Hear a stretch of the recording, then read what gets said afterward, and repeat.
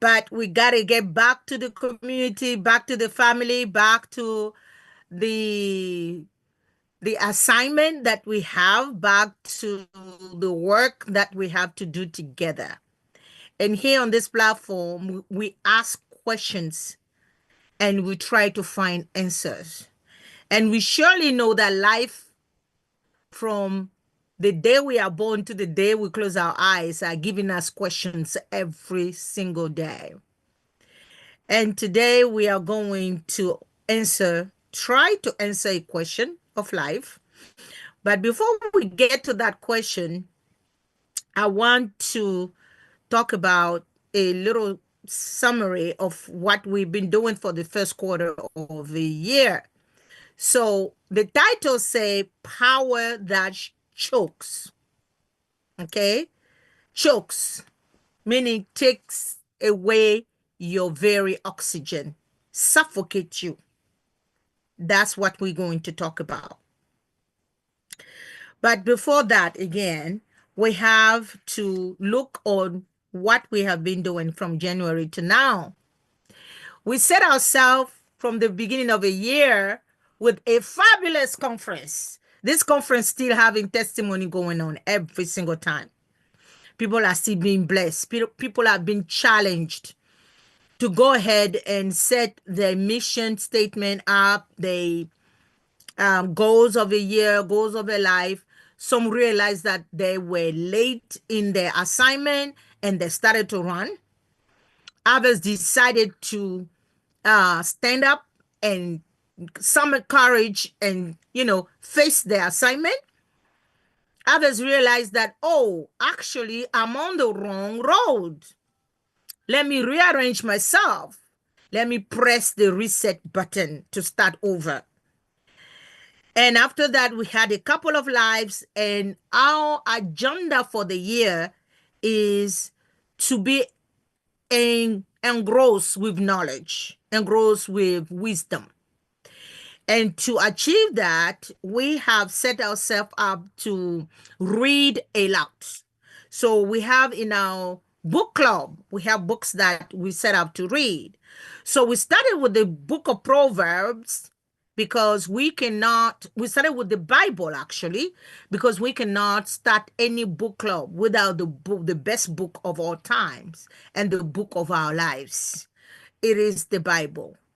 In this platform, again, let me remind us all, this is a platform on the foundation of a Christian belief system, and this is what we uphold, and we don't shy away from that. On the contrary, we function standing up on the foundation of the rock that is the Word of God. So we decided to seek wisdom with the book of wisdom of all books, that is the book of Proverbs. So we started with the first set of chapters.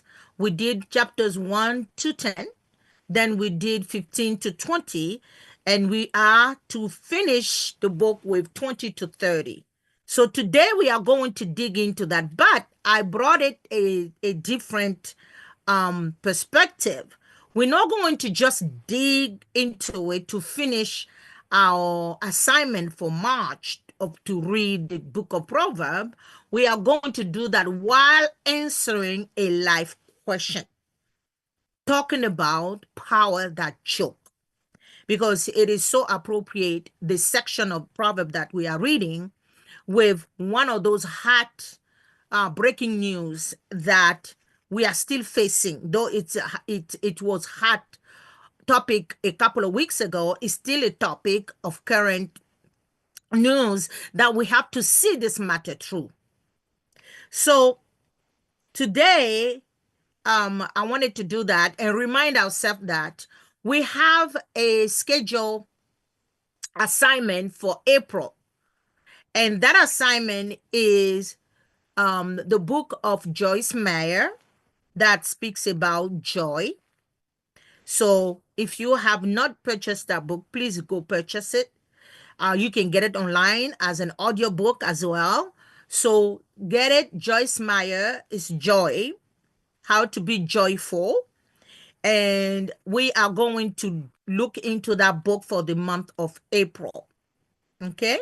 In addition to that, we are going to have to resume our weekly live every Sunday afternoon. And then we are going to have other videos that will be supporting either the book or a hot topic or a breaking news. And there's something that I had to add because of what's going on around the world, especially in America. I wanted to add what I will introduce to us as political point. Political point. So we're going to take 5 to 6 minutes to make a political point in our discussion. Okay? So with that said, today I'm not going to be holding us too long on the live. We are going to have a short live, but we needed to finish our assignment for March. We could not we're not gonna have any carryover. No, no, no, no. On this platform, we are children of excellence. We don't carry over any assignment. We must sit today and finish our March assignment so that we start the new month afresh. No carryover. So we are finishing the book of Proverbs, chapter 20 to 31, focusing on key verses that will sustain what we are going to talk about. Okay? Now, the topic proper today is power that choke.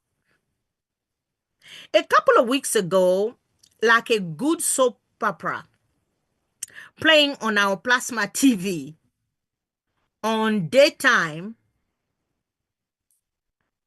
the life of a young female senator, Natasha Akpoti Uduagan, please pardon me if I'm not pronouncing it correctly, took the forefront of our attention around the world.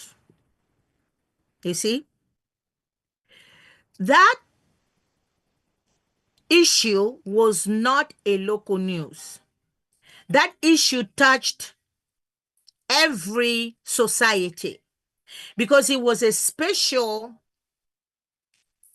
issue of SA, sexual harassment. SH.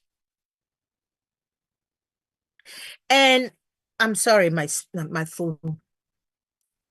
And what displayed before our eyes was a demonstration of power to its best. Excuse me 1 second. I have to let my son know I am live. So please, I am live on YouTube. Yeah. Okay. Thank you. Bye-bye.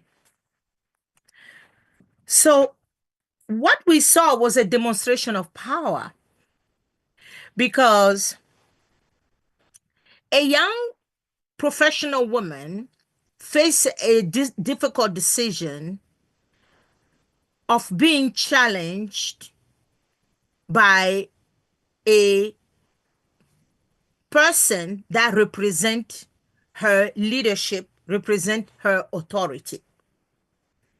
And that power came to play how?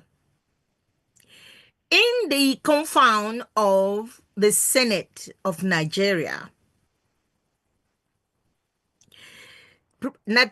Senator Natacha filed a complaint. And because she filed a complaint, instead of addressing that complaint, she was sanctioned for daring to file a complaint. This is why I want to talk about that. So the question we have today is, why did this story that started in the confront of the Senate of Nigeria got a worldwide attention? First of all, it did so because Senator Natasha went to the United Nations to plead her case of being suspended for the right that she was denied. She was denied a right to complain about a situation. I'm not even addressing the situation. This is the reason why I want to talk about power. The question we have today, the question that I'm bringing is, why did she get suspended, and why did this situation got an international attention and uproar? Because she was denied the right to submit a complaint. And this is where the power chokes. Because if the right was there for everybody, anyone, any senator, any Senate official, to file a complaint when there is a situation that is not acceptable, then that right to file a complaint is available to all members of Senate. Now, why would one person being denied the right to file a complaint? Look at the system that is in place, the structure of the system. In her case, it is the president who is supposed to preside over an eventual complaint that is the accused. You see, so the process that was in place did not factor the fact that even the president could be accused. A complaint could be filed against the president. So the president is considered exempted by their system because her complaint came before the one who was accused. Talking about power that choke. So right there, you have what is called a bottleneck, which means that the thing comes like this, and then it comes, and then it's strangled. This is how what she thought was her right, what she thought she was empowered to do as a senator, got choked. It got choked. Now, I'm not talking about her being a woman. I'm talking about the process and the power.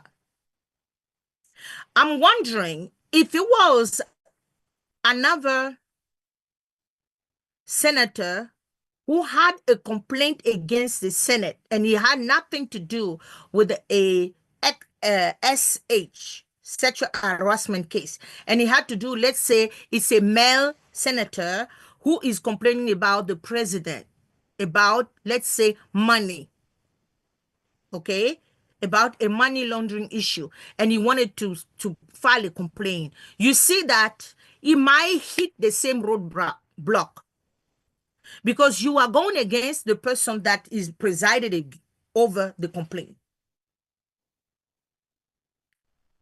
So the system that are in place in most African countries are systems that use power to choke its citizen, to choke its own system, actually, because when you look at it, it's the same system that has been choked. So now you have the system that hit a roadblock and no one has made provision for a setup or an emergency commission to be put in place to address the issue, removing that power from the Senate president to listen to the case, to adjudicate over the case and draw a conclusion of fault or or no fault. You see? So they did not make provision for that. So the very system has established a power that cannot be challenged. And this is the situation that we see in a lot of structures of government operation in African nations. This is how you have powers that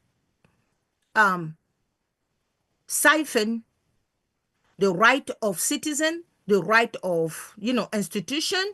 A whole senator can be denied even the right to be listened to. A whole senator can be cancelled and presumed, of non-relevance, her case being considered and treated dead on arrival, because the power system in most African nations choke the citizen and choke its own proper running. Now, in a case of Senator Natasha, I apologize, I'm gonna reach for something here. Okay. So in our book reading assignment, we had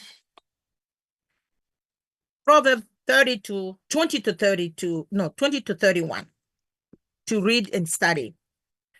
So I'm going to focus on some passages, okay? Let's look at Proverbs 21, okay? Verse 17.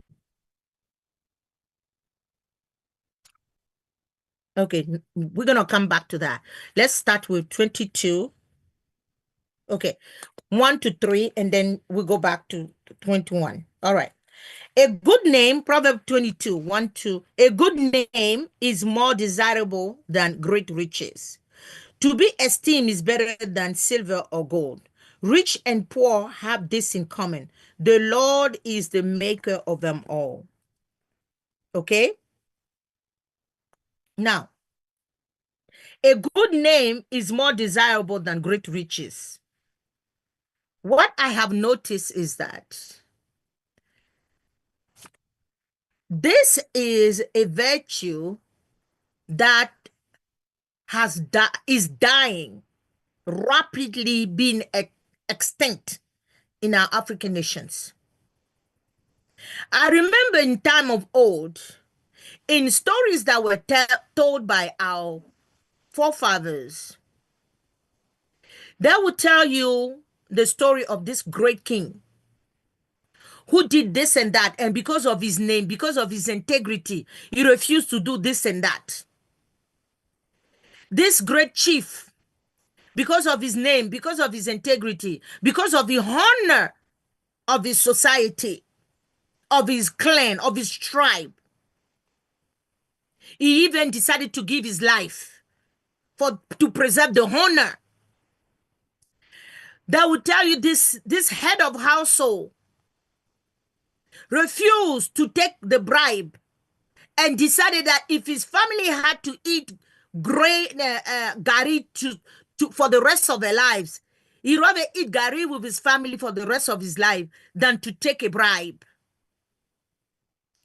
This time is gone. This time is gone. We no longer have head of household with backbone. We no longer have fathers with names that stand to save the name of the family. That's how we can have leaders sitting in Senate condoning evil without shame, condoning injustice without remorse. Because the time of these men,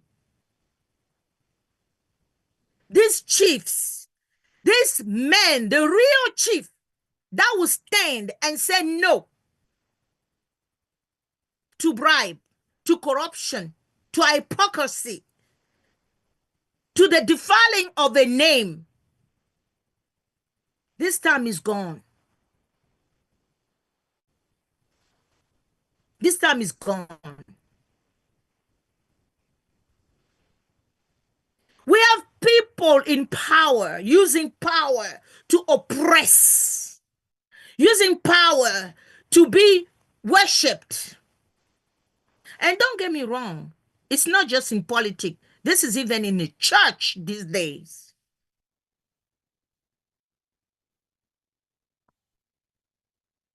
The book of Proverbs says, a good name is more desirable than great riches. What will the whole wealth of the whole world you will gain and lose your soul? And they stand in the Senate, they have lost their soul, condoning wickedness because they have a clan, they have a group. They forgot that a name.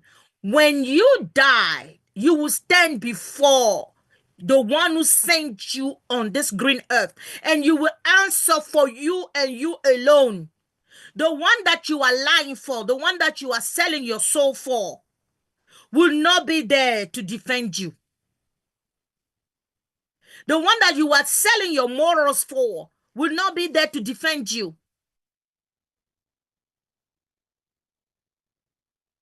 Who is a chief? Are you truly a chief? Our chiefs are turning in their grave. The way these people nowadays are behaving, buying chieftaincy titles and acting like fools with no moral, no integrity, no good name. They don't care.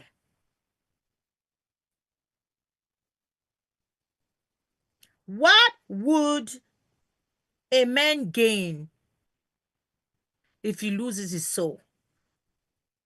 A good name is more desirable than great riches. Your private jet has no value if you are not a man of integrity. If you sacrifice human being to gain your wealth. It's only immature people that are impressed by this kind of wealth.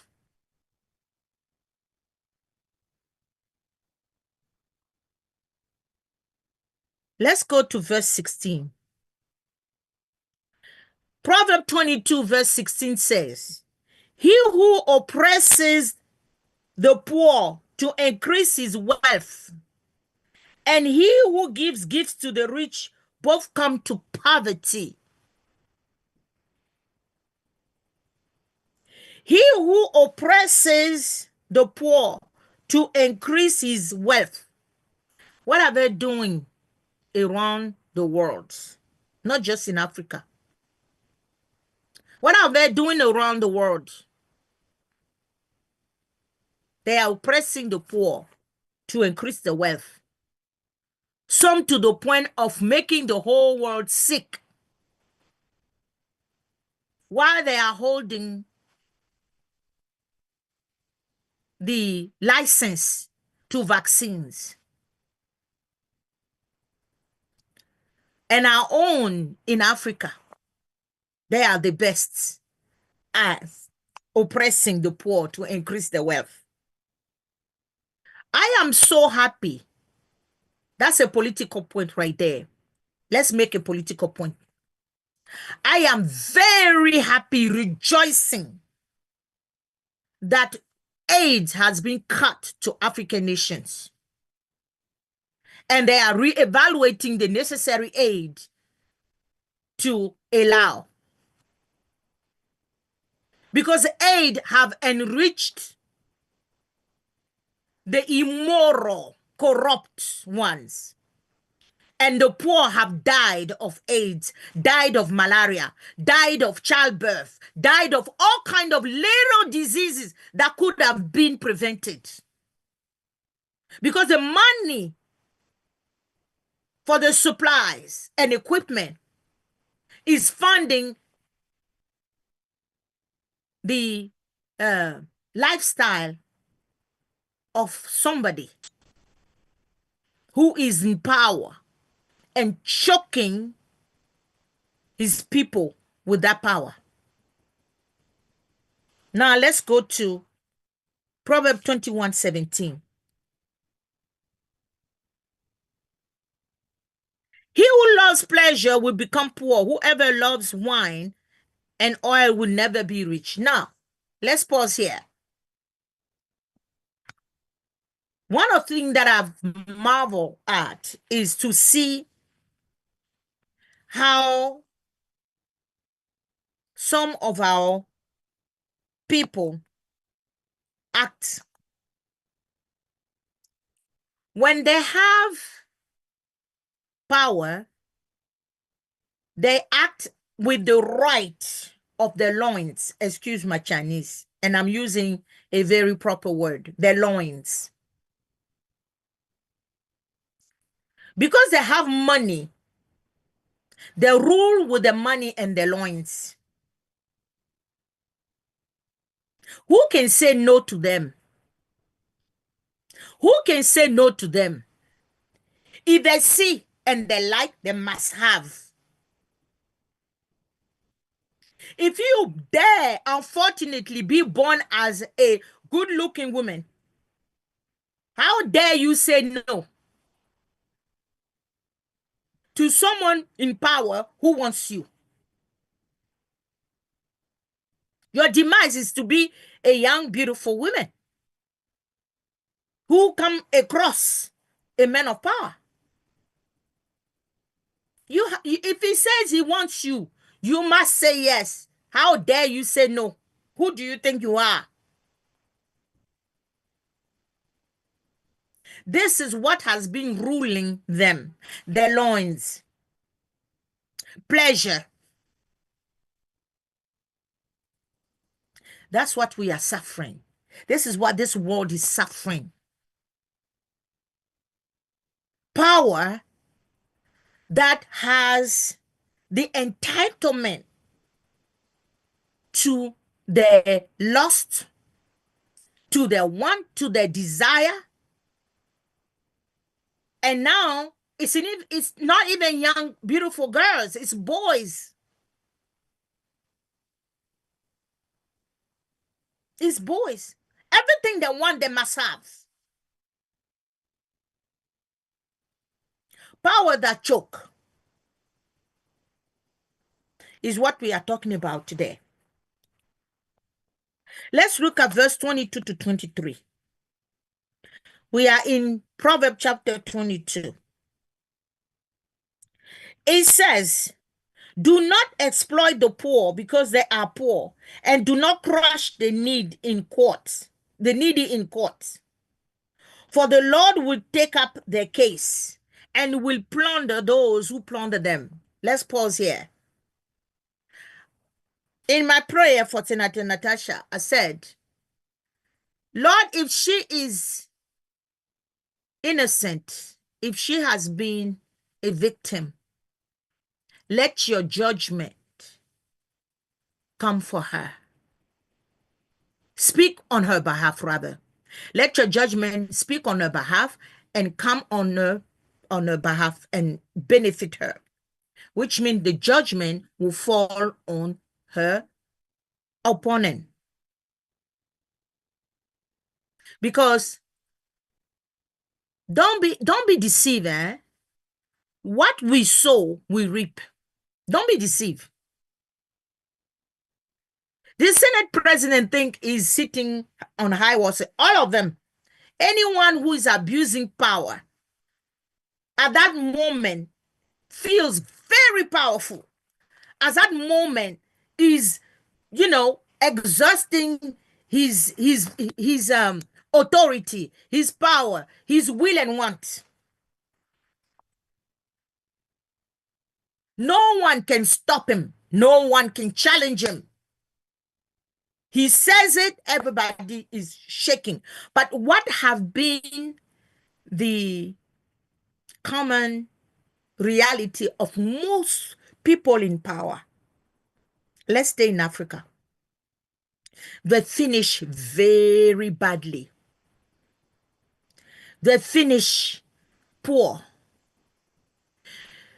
Sometimes it's not just poor in riches, worldly riches, poor in soul. Their own children sometimes they reject them. They die dejected, rejected. They die sorry. They die, regretting everything they have done. And by the grace of God, some encounter the Lord and they are saved, but others don't and go to their grave in a doom. If you oppress the poor, do not exploit the poor because they are poor, and do not crush the needy in court. The poor here is not just money. The poor is the powerless. You can have money and be powerless. In the case of Senator Natasha, she cannot be considered a poor woman, but right in this situation, she is the poor. She is the poor because her right has been denied to her. And in the environment where she is, she has been choked, suspended, stripped of her livelihood, her hard-earned money. She earned her salary by being voted. She was not nominated. She was voted by the constituents where she's coming from. So she earned her living. But this was stripped from her. And unjustly, we have to note, unjustly, because the system stopped, choked the procedure, did not even allow her to go through the process to be evaluated, investigated, to be found, false, guilty of lies. Then we know that the process took place. But she didn't even get a chance in justice. Justice was taken away from her. That's a poor. That is a poor person. And it said, do not exploit the poor because they are poor, and do not crush the needy in court. She is in court. She is asking for a right to be heard in court. You see? For the Lord will take up their case and will plunder those who are plundering them. The Lord will take up their case. The Lord will take up her case.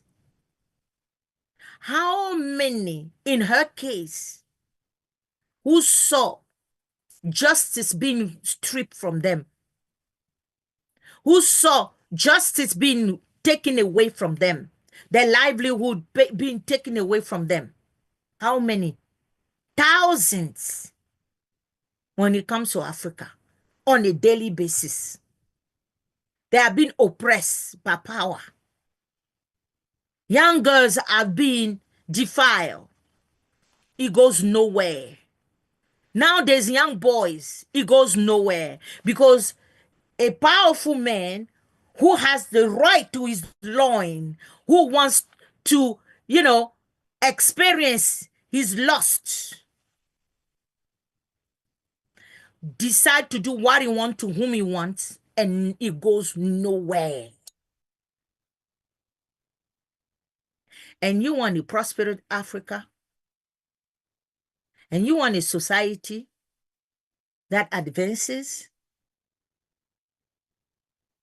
Justice is the first thing that needs to succeed in a society for a society to succeed as a whole. A place where people don't have any right to justice, it's going to be difficult for that society to advance. So power that choke is what we are talking about today. Let's look at now Proverbs 23. We're moving on.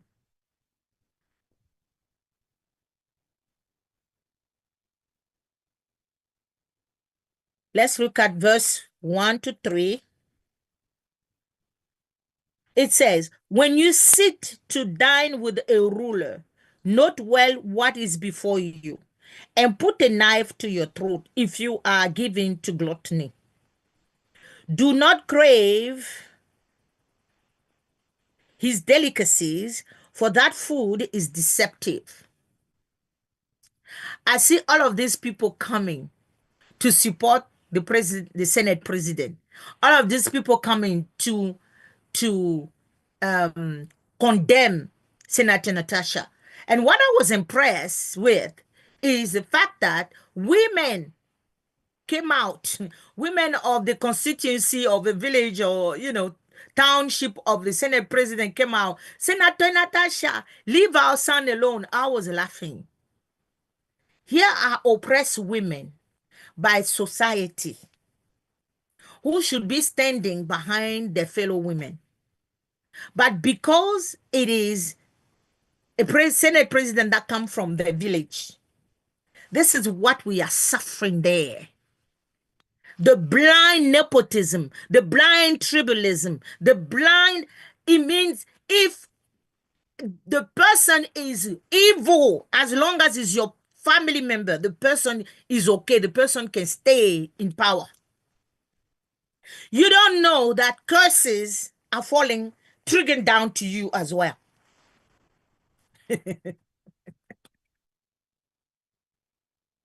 Oh my goodness. You are supporting evil. You are condoning evil just because you receive Gary and I don't know. You are condoning evil. A woman is fighting for her right. And you have to know the prophetic season. You have to read things. It is time for Africa to make a decision and be bold in changing the way things are being done for a shift to happen. The way we treat women, the way we treat children, the way we treat our people that are helpers, houseboy, house help, chauffeurs, employees. Look at what happened in March, the month of the women rights. 2 days before the day of women rights. That's when these things are happening. She's suspended. She's cast away. And you don't see the prophetic moment, the prophetic development that is going on before you. It is time, it is the season for Africa to switch, to change its policy, its regard, its treatment, its laws against the weak of its society.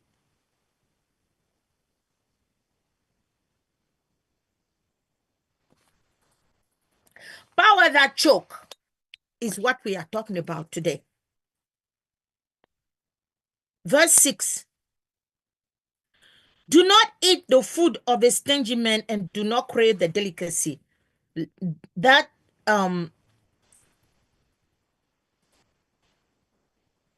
yeah. So yeah, that falls into what I said earlier, but it's in another it has another perspective to it. A stingy is not always someone who doesn't want to give money. A stingy person is someone who does not give mercy. Stingy in mercy, stingy in grace. A person who is not graceful is stingy. Someone who is quick to condemn the poor, who is quick to condemn, the needy, someone who's complaining. If someone comes and has a case, have grace and mercy to listen to the person. It's not because the person is talking about a oga, automatically you're going to shun the person and oppress the person. That's lacking grace. And that's being stingy. Okay? So if you eat and dine Just one. When you sit to dine with the ruler, note well that before you, and note well what is before you, and put a knife to your throat if you are given to gluttony. Do not crave his delicacy. Here we're talking about food, but I want to extend it and I want you to open your mind. Okay? When you sit down and you dine with somebody, you are partaking in his in what makes him good, what makes him feel good, what satisfies him, what satiates him. You see, so in any area, be it food or be it in a situation where he is challenged and he is using his power to make him good, to make him feel powerful, to make him feel good. You partake in that, you are sitting down and dining into this evil food that is feeding himself with. Be careful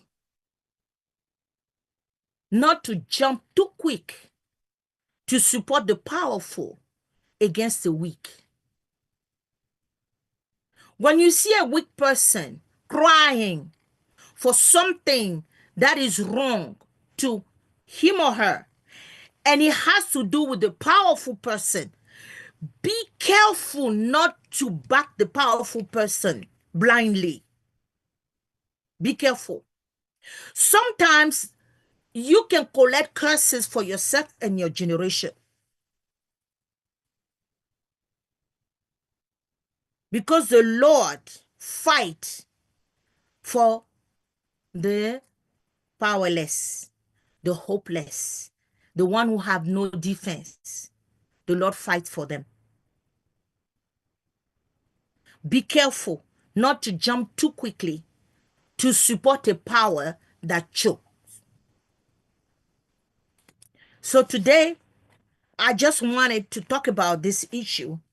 If you want a little more detail and you have not heard about the Senator Natasha Akpoti Uduagan story, go to YouTube and Google it. You will get a little more details. I mean, you will get more details. I wanted to talk about that with the perspective of what the Word of God is saying to us. And it's so full, you know, apropos and appropriately with our book club reading of March in the book of Proverbs, where when we go over the chapters of 20 and 21 and 22 and 23 is giving wisdom over what not to do to the poor, what not to do to the oppressed. Senator Natasha in this situation is the poor because she was rid of her right to complain, her right to hear, to be heard in a court, her right to even submit a claim. She was impoverished from this right. Okay, she was made weak and defenseless. Her livelihood, her hard-earned, you know, money, source of income was taken away from her. So she was made poor before who? A powerful Senate president by a system that is choking its own government. Um,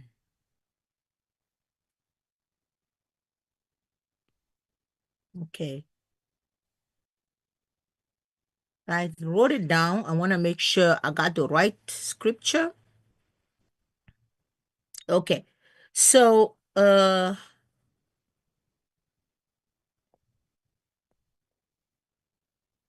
So if you have played, I think that's okay. So that's another one. That's fine. We'll stop here today. Okay. Thank you so much. What I want to do now is please, if you have any contribution, if I want you to challenge what I submitted today, I want you to challenge it. I want you to let me know what you think. I want you to let me know if she was even wrong to dare to submit a complaint against the president. And I want you to tell me what you think.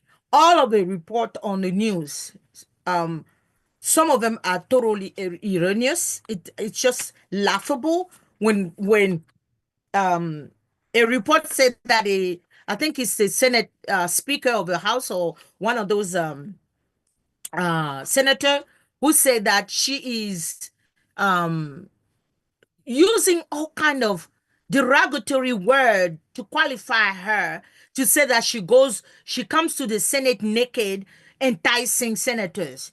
I mean, who, and this is somebody's father, this is somebody's wife, a husband, this is somebody's brother who can stand up and say something so ludicrous. If she was going to the Senate naked, trust me, she would be in the news before this event. And these women have been on the Senate floor talking, arguing different cases, submitted different laws, dress appropriately from head to toe. Is that two different Senate that we don't see? Do you have secret meeting with the Senate that she comes naked? Come on. This is the council of foolishness. A married woman will get out of her house. A whole senator will dress naked to go to the Senate floor to entice men. If this is not foolishness, this is exactly what the verse saying, do not partake in the food. That's eating at the table of the wicked. Talking like that. So I'm going to stop here because this situation, this story got me so aggravated. I said, this is what Africa is suffering. This is what Africa is suffering. The choking, the power that chokes. Okay? So I'm getting really, aggravated and excited and all of that because this situation is really, really unfortunate. And the story that started in the floor of Nigeria, yes, the story that unfolded on the Senate floor of Nigeria, extended to the international platform at the UN, where she presented a case before a commission. And we ask ourselves why. That's what we discussed today. Okay, thank you. Thank you for connecting. Please don't forget to share, to like, to share. This needs to be, this story and my perspective need to be shared. It needs to be shared because we have to see things with a different angle, with a different perspective. We have to start doing things differently in Africa, and we will see different results. That's what I've always said. Please, let's start doing things differently. Let's start doing family differently. Let's start doing politics differently. It's not because it's politics, it has to be corrupted, filthy, and wicked. We can have a healthy, honest, political, tenure, engagement, where people vote and they don't carry the ballot boxes away. It's counted properly. Where a senator can file a complaint and it will go to the proper channel, to the proper commission to be evaluated, not choked. On this note, I thank you for connecting. So please share, share, share. Until next time, don't forget to get your book. And we are preparing a workshop. We are preparing a workshop. I don't know if I should drop the title, but it's going to be fiery. Believe me. Thank you so much. See you next time. Shalom.